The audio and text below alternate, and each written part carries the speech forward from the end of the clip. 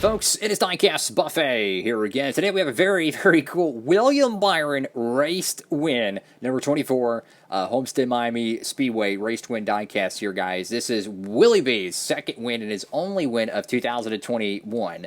And I gotta admit, the paint scheme, it's bright, it's vibrant, it's awesome, right? The card back, though, a lot to be desired, and I'll show a quick example.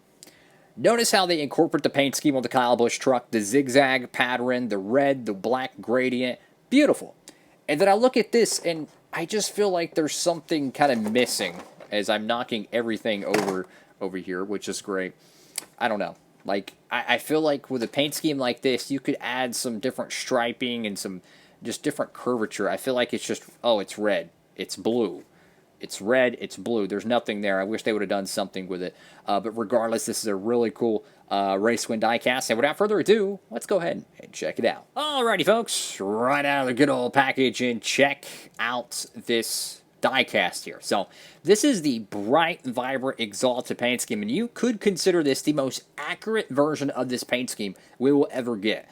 One thing about the race wins that I love so much is that the logo placement, the pop rivet design, I mean, everything to the grill tape mark. Everything about these cars are so much more accurate, like the door number size. They do this stuff based off reference photos. So while the real production of the 24 car might have a giant door number, but the real car might have a small door number, they'll make sure to change it over for the race to win, which is really nice. In theory, they could just copy and paste the exact same paint scheme and change nothing about it. They don't do that. They actually put the detail in, which is really, really remarkable to me. So we go ahead and dive into this one here, guys. So you have bright yellow, bright fluorescent red-orange, pretty bright green, and a pretty bright blue. There's so much dirt and kind of debris across the nose here. It's a clean race to win, but it's got some scuffs. And what I mean by clean is like there's not a gigantic gash taken out of the car. This is probably going to be the most egregious portion of damage, is the nose being kind of smashed in there. I'm not sure what that was from. You do see some tape where the but the hood pins would be. Really, really nice stuff there. You could just see a little bit of that kind of scatter shot effect. And what they do is incredible. They actually go around and pixelate it and stuff. It is incredible.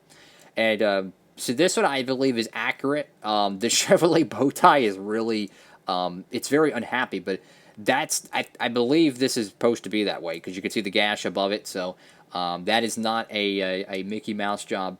I love the grill tape there. Just something about the front valence on these raced win diecasts. They're so much more detailed, bro. I love it.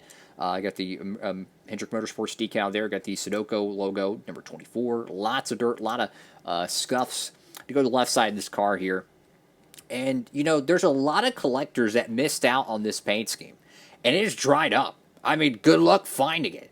And if you see this car in your stores, I would not be against picking it up and using it as a primary paint scheme in your diecast stop motion or something, because this paint scheme's dried up in the Gold Series. It's hard to find it now at a decent price, so, or I should say a low price. I mean, it's a cool paint scheme.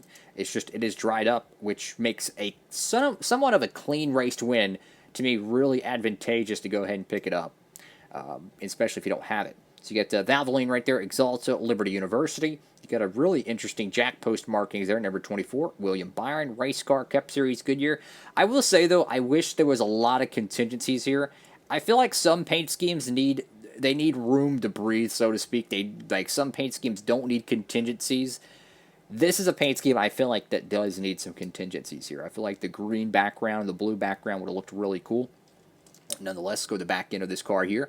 You can see some detail in the spoilers, some pop rivets, which is really nice. Axalta coating systems, Camaro Z01, 1LE, number 24, Valvoline. Now, this one's a little bit crooked here.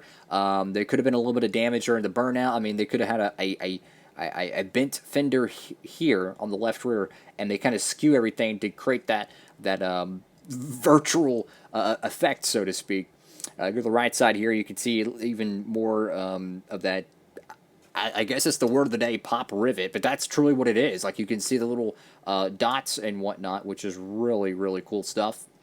Of course, if you want to pick up any of the next-gen stuff, they have this car. It's going to be made in the next-gen mold, so if you want to pick that one up or any of the other William Byron stuff, guys, make sure to go to Circle B Diecast. Use the promo code at checkout, Diecastbuffet, and you'll save on shipping, guys, for any orders, $30 or more, guys. For those people who do use it, guys, I just want y'all to know from the bottom of my heart, I love y'all. My family really appreciates that, guys. Notice on this right rear window, you can see kind of a, I guess you can consider it an overhang. On the real Cup cars, the plastic piece goes over the actual archway. So they simulate that on the raced wins. It kind of looks goofy, but what they're trying to simulate is a plastic piece. I think they do that on the 124s, but they can't do it on the 164s. Obviously, you can see a little bit of a decal nuance there. And another thing is this diecast is exclusive to the NASCAR Authentics line. You cannot get this in the Gold Series. Now, you can turn it into a Gold Series diecast very easily. Just swap out the windows and the interior, and there you go. You have a Gold Series edition of this car. But in terms of actually, you know, a non-modified version, this is as good as you can get. Got Axalta coating systems once again, and Axalta right there on the back. I would say for the clear coat on this car, it's a lot more glossy than I remember the primary non-raced version being. So I don't know if that's intentional. I don't know if that's oopsie, or perhaps it's exactly the same. I can't remember, because this was a pretty early release in the 2021 year. So we're going to take a look at the raced win card here, and we're going to look at this. So first thing first, I feel like this logo is a little too small. I know we're splitting hairs here, but I just feel like there's a little bit more real estate they could have used. I think that would have been cool. Or perhaps put an Axalta logo. So you get William Byron, Homestead 400 winner, Homestead, Florida, February 28th, 2021. Which was really cool because they had 3 straight races, I believe, in Florida. So it was the Daytona 500, won by McDowell, Daytona Road Course, which was Christopher Bell. And then William Byron comes out of the woodwork and wins a 1.5 mile race. It was so cool. It was so freaking cool. And I would say 2021 has started that new parody era, if you will, where you go even into 2022, how many different drivers and teams have won. Got over here to the back of the card here, Homestead Miami Speedway, 3 hours, 12 minutes. Started 31st, which is pretty back in the field. 6 cautions, 102 laps led at a 267. That is a lot. For just over 400 miles, and the margin of victory was 2.7 seconds. Great win for the 24 car. That was his first race with his new crew chief, who he had at KBM back in the Truck Series. I think it was, 2016, and they were dominant. They didn't win the championship. They, you know, the playoffs kind of bit them in the rear, I believe. But I tell you what, they make a great pair. And considering they got 2 wins in 2022 as of the time of this video, and, you know, I mean, truth be told, they can make a deep playoff run, in my opinion. This is an awesome diecast. I really like it. Something about this paint scheme, it looks more proper, perhaps? I don't know, like, the way the 24 looks, the way the logos are, it just looks so much better. Like, I look at the normal Axalta release, it looks all right. I'll be honest with you. It looks good. It looks all right. But something about this one, it's like double better, if that's even possible. It is fantastic. Really, really cool looking car. And one thing that I've always wondered, now in the video on this, guys, and I wonder what y'all think.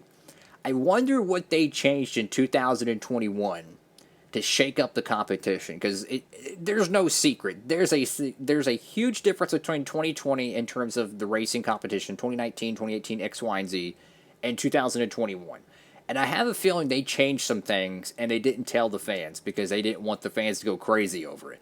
But I feel like they did something to create more parity in the sport, like, you know, whatever changes, horsepower changes, suspension changes, regardless. They did something, and it has created so much parity in the sport, which is great. You know, that's what the fans want.